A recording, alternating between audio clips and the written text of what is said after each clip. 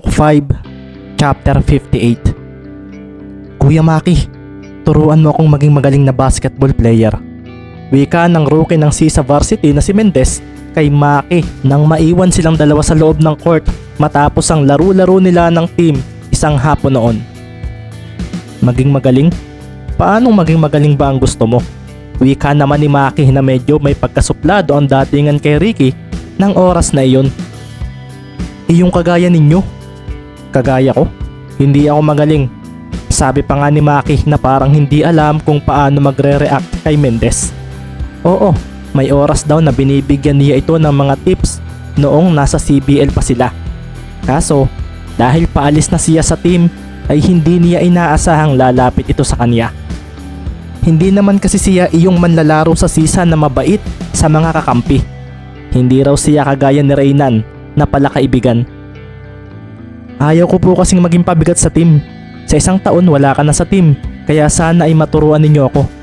Gusto kong hindi lang sa depensa maging may alam.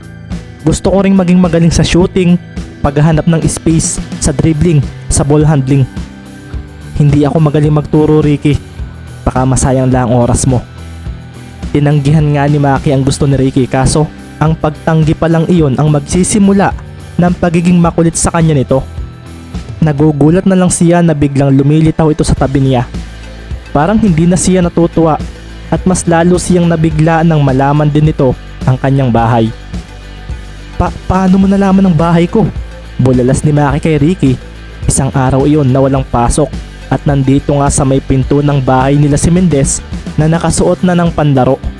Nakangiti si Ricky at napatingin sa basketball court na nasa tabi ng bahay ng kanyang Kuya Maki. Sinabi ni Kuya Reynan, sagot ni Ricky at napakamot na nga lang ng ulo si Maki. At wala na nga siyang choice kundi ang papasukin sa bahay nila ang makulit na ito. Naging masungit na mentor si Maki noong simula kasi bored na bored siyang turuan si Ricky.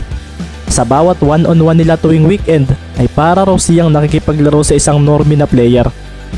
Alam niyang magaling ito sa pagdepensa, kaso si Maki Romero raw siya at hindi niya ito palaging pinagbibigyan sa mga nagiging laro nila. Ayaw niyang malusutan siya nito. Makalipas ang ilang weekends na nasa bahay ni Maki si Ricky para turuan, ay parang wala pa rin daw nangyayari. Kita mo na, kung kay Kier o kay Reynan ka nagpaturo, baka may nangyari na. Hindi ako magaling na mentor. Nagkakamali ka, Kuya Maki. Sabi nga ni Ricky na makikitang hingal na habang nakaupo sa tabi ng half court na nasa tabi ng bahay ni Maki. Nasasanay akong dumepensa ng isang magaling na player at dahil kayo ang pinakamagaling sa team natin, sa iyo dapat ako magpaturo. Sagot naman ni Ricky na napatingin sa malayo. Napailing naman si Maki at tumayo nang marinig iyon. Sa loob ng ilang linggo niyang pakikipaglaro rito, ay palagi niyang pinapahina ang loob nito sa mga sinasabi niya. Palagi niyang sinasabi na baka hindi siya mag-improve kung sa kanya ito magpapaturo. Kaso walang pagbabago raw kay Mendez at nasa mga mata pa rin ito ang determinasyon na matuto magmula nang lapitan siya nito noong araw na iyon. Game na uli, tumayo ka na. Sabi nga ni Maki at agad niyang ibinato rito ang bola. Pinatalbog nga ni Mendez ang bola at dito nga tinuro ni Maki kung paano ang tamang paghila sa dribble at pag-crossover sa kalaban. Ang pinakamagandang attitude na nakita ko sa iyo, Ricky Mendez, magmula noon, ang pagiging uhaw mo na matuto. Kahit pa magaling ka ng maglaro ay iniisip mo laging hindi ka magaling at palagi ka pa rin naghahanap ng pwedeng makuha na tip at technique sa paglalaro ng basketball.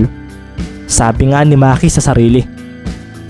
Bibihira lang sa basketball player ang ganyan.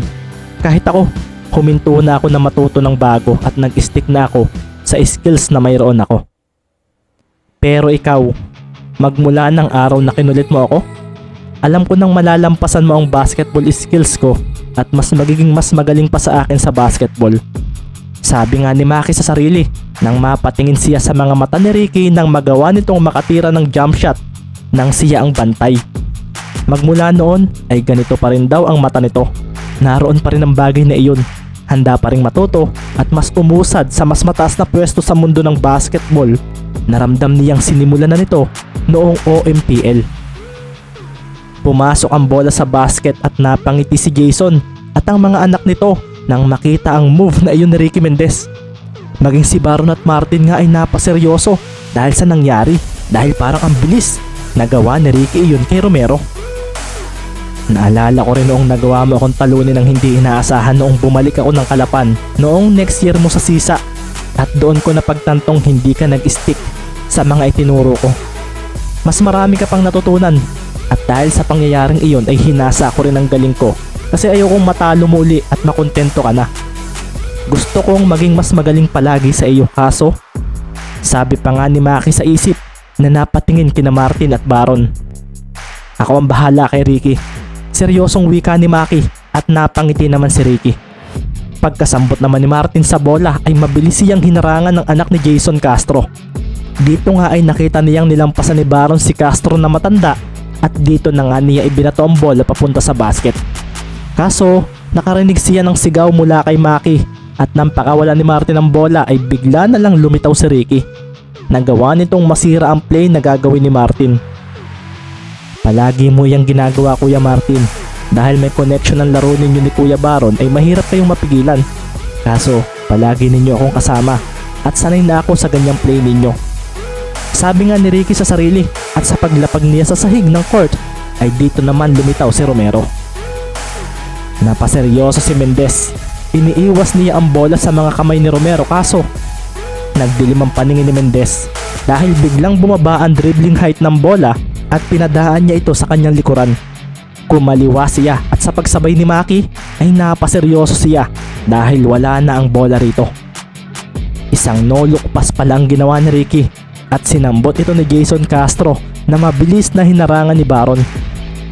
Hindi ako matatakot kahit idol pa kita, sabi naman sa sarili ni Baron, at dinikitan nga niya si Castro, at dahil mas matangkad siya rito ay mas lalong lumakas ang kanyang loob. Kalmado namang hinawakan ni Jason ang bola. Aggressive daw ang defender niya at ang isang paa nga lang niya ang kanyang ginalaw para iiwas ang bolang nasa kamay niya.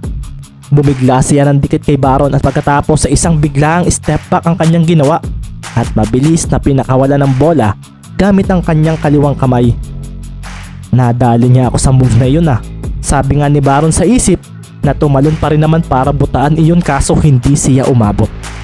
Napaseryoso naman ang anak na babae ni Jason na napakuyom na lang nang magmintis ang tira ng kanyang ama. Mula nga sa ilalim ng basket ay bigla na lang nang lumitaw si Ricky Castro para sa pag-rebound. Marunong itong gumamit ng height advantage, kaso paglapag niya ay biglang lumitaw si Romero. Naagaw nga nito ang bola at si Martin naman ay biglang humakbang para magbigay ng screen sa nakahabol na si Mendez. Naiwan nga si Ricky at si Maki naman ay makikitang nasa corner 3 na nagpakawala na ng outside shot. Hinalit noon ng basket at naging 1-2 ang score matapos iyon. Paglapag pa nga ni Maki ay napatingin pa siya kay Ricky. Pero salamat din kasi dahil sa'yo nalaman ko rin ang kahalagahan ng teammates. Sambit nga ni Maki sa isip at agad siyang lumapit kay Mendez na bigla na lang pinatalbog ang bola sa pagbalik ng possession sa kanila. Isang agresibong depensa ang ibinigay ni Romero kay Ricky. Naalala nga niya nitong nakaraan nilang mga laro ng 1-on-1 na hindi ito basta makalusot sa kanya. At alam niyang pipilit na naman si Mendez na lampasan siya. Mabilis ngang umatras si Ricky at nang pagmasdan niya ito ay napaseryoso na lang siya dahil umatake ito sa kanyang depensa. Ito ang gusto mo, Kuya Maki, hindi ba? Iyong kagaya ng ginawa ko kay Sir Kyrie, sabi ni Mendez sa sarili, at sa paglampas niya kay Maki ay mabilis na lumipat ang talbog ng bola sa kanyang kaliwang kamay at mabilis na tumalon sa ere. Magpapakawala agad siya ng jump shot kaso napangiti siya nang lumitaw si Baron sa kanyang tabi. Iniiwas niya ang bola mula rito at isang extra pass ang ginawa ni Mendez papunta kay Jason Castro na mabilis namang umatras sa 3-point area at dito na nga ito nagpakawala ng tira. Hindi na siguro ako magmimintis ngayon, sabi nga niya sa sarili, kaso may isang manlalaro ang biglang humaklit sa bola at ito nga ay si Maki Romero na nagdidilim ang paningin. Mabilis niyang pinatalbog ang bola at sa pagkanan niya at bigla ang pagkaliwa ay napalunok na lang ang babaeng anak ni Jason Castro dahil nakita nito ang kanyang ama na nawala ng balanse sa crossover na iyon ni Romero. Isang mabilis na screen naman ang ginawa ni Baron kay Mendez para hindi makahabol. At makikita naman nga ang anak ni Castro na sinubukan pang butaan ng pinakawalang tira ni Romero. Kaso nahuli ito at makikita na nga lang ang bola na hinalit ng basket. 4-1 ang naging score matapos iyon at si Maki ay napalimon pa kay Ricky. Ngumisi siya at pagkatapos ay napatingin din siya kina Baron at Martin. Tambakan natin sila. Tumango si na Martin at Baron at biglang kinabahan ng lalaking anak ni Jason. At makikita naman si Ricky na napangiti ng bahagya nang marinig iyon. Pasensya ka na si Ricky. Mukhang lumipas na yung skills ko. Natatawang wika naman ni Jason kay Ricky na kalmado lang na pinakinggan niyon. Hindi sir, mali ka. Sabi pa nga ni Ricky na kinaseryoso ni Jason na biglang napaseryoso nang marinig iyon. Anong sinasabi ng batang ito? Tanong na nga lang ni Jason sa sarili nang mapunta na uli sa kanila ang bola. Napatingin nga rin siya sa kanyang anak na si Ricky at makikitang gwardyado agad ito ni Martin Suarez. Hindi na kita papalusutin ngayon, Ricky. Sabi naman ni Maki sa sarili habang nasa harapan ni Mendez na kalmado lang na pinapatalbog ang bola. Sumugod ka. Tumalbog ang bola at dito ay mabilis na kumaliwa si Ricky at napaseryoso si Maki nang gumamit ng screen ito. Bumangga siya sa katawan ni Sir Jason na inilayo siya mula kay Mendez. Dito naman napangisi si Baron nang si Ricky na ang nasa kanyang harapan. Sige Ricky, game. Sabi ni Baron at dito na nga bumilis ang talbog ng bola. Umatras si Ricky at tumakbo sa kanan. Mabilis niyang nilampasan si Baron at dito na nga si Maki kumilos. Iniwanan nito si Jason at makikita nga ang pagiging libre nito. Libre ako, ipapasa niya sa akin ang bola. Sabi nga sa isip ni Jason at naghintay siyang mangyari iyon.